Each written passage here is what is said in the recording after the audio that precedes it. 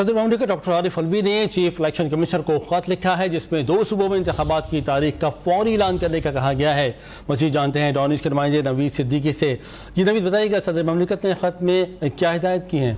जी, सदर ममलिकत डॉक्टर आरिफ अलवी ने chief election commissioner को खत लिखते हुए कहा है कि आइन इंतखाबात की तारीख और इसके इनेकाद में ताखीर की इजाजत नहीं देता। इलेक्शन कमीशन इलेक्शन एक्ट 2017 के मुताबिक सूबाई असम्बली के इंतखाबात की तारीख का फौरी ऐलान करे।